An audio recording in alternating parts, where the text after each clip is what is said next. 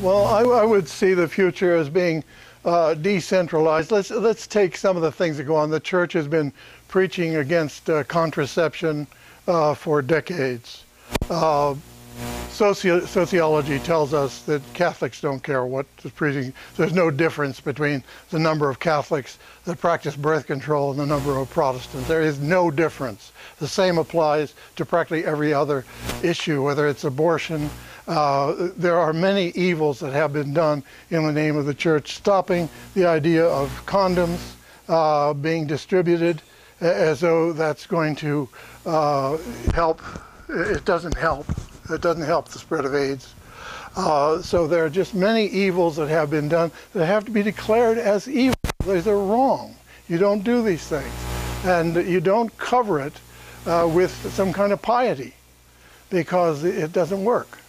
So we just try to let the truth come out and become one body of people, of truth seekers. And that's what makes the whole difference. And that's what we've learned in our pursuit of peace, in our work for the Office of the Americas. I would say most of our members are Jewish. Many of our members are atheists. Some are agnostic. Probably the majority of them do not support the behavior of Israel at this time. And nobody's going to tell them, you're Jewish, you have to do what it is. No, you don't. No, they don't. We have millions of Jews throughout the world that are saying, wait, we don't like this conduct. We do not like what you're doing. And they've been in the forefront. They've been in the forefront of our work, whether it's people like one of the world's greatest intellectuals, Noam Chomsky, who's on our board, Howard Zinn, who is on our board. These people are no lightweights. They know what they're talking about. And they know you do not become a cult member. And you are a cult member the moment you support everything your country does, everything your church does. You are not free anymore. You are in a sick cult. And the sooner we get that, the better off we are. Just piggyback on your statement, I really think that the Catholic Church is probably the last and strongest bastion of male dominance left in society today. That wasn't my original comment. I just had to support that statement. My comment is I'm a clinical psychologist, and I've treated both pedophiles and those victims of sexual abuse, some of at the hands of Catholic priests. And I don't believe that pedophilia is caused by either celibacy or the Catholic Church. But pedophiles take haven in an institution that promotes secrecy, where they can hide and continue their sexual abuse. Yes, okay? I agree. And so the crime of the Catholic Church, to me, is the silence. Absolutely, absolutely. And not the fact that pedophiles exist. Yeah. In the Catholic Church. And do you? And I think also the silence is also probably the most destructive element in the victimization of the of those. Yes. People who've been sexually abused. Yeah. I wanted you to comment on how to address that silence in a way other than throwing money at these people. I would address it by dealing with image. When people are talking about image, they're not talking about reality. We don't care about the image. We just want to know what's happening.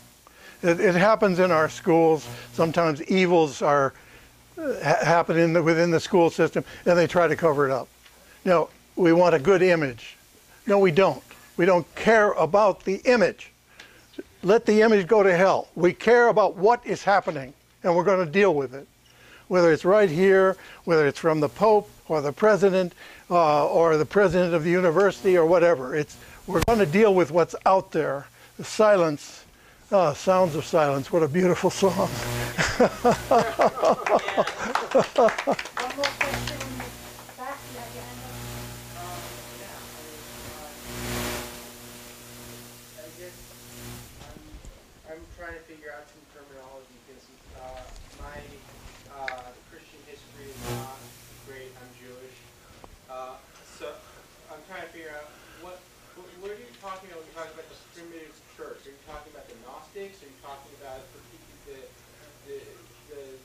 awesome? Like, what phase is Christianity? This is a really good question because there was quite a mix there in the early church. We're generally talking about the first 4 centuries. And yes, there was a mix, and there wasn't total agreement on much of anything, and maybe they should have left it that way. Yeah. You know, it would be, I mean, look, for example, at the history of the Unitarians, which I will put up as a good example. You go into their church and they say, love is the doctrine of this church. Thank you very much. God, you've avoided so many problems by doing that. And that's why possibly I get more invitations from Unitarians than anywhere else, because I really understand what they're trying to do. They're trying to avoid all this, but yes, there was quite a mix prior to the Nicene Council. I mean, there were the Manichaeans, and there were many other approaches to theology, but I think maybe Thomas Aquinas might have been the most radical in terms of some of the things he said. This brings us to the 13th century, where he said, look, anything we say about God is analogous.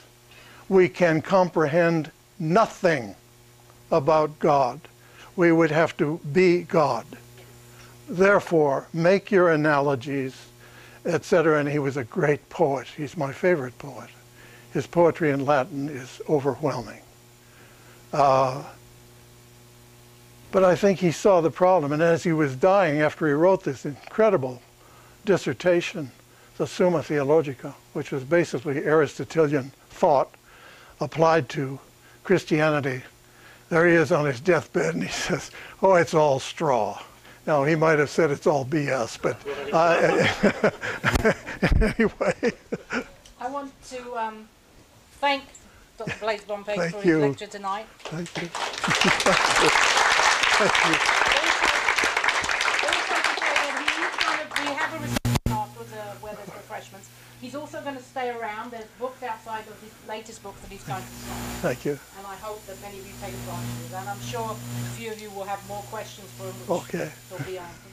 And I also want to end by saying, I know that some people say, well, this wasn't strictly following the title that was put out. But I would argue that what tonight shows is the value of universities. That this is where critical intellectual analysis has to take place. That's what we heard tonight. That the danger, it reminds me of one of the last lectures I gave my class. I'm a political scientist before I became a dean. And when I gave a lecture on US foreign policy in Latin America, and I was heavily criticized by people in the class because how dare I criticize America, especially as I'm a European living here. And what I want to say to them is what I'm going to leave you with tonight. The danger to any democracy is when we do not question and we do not critically look at what our government and our representatives do.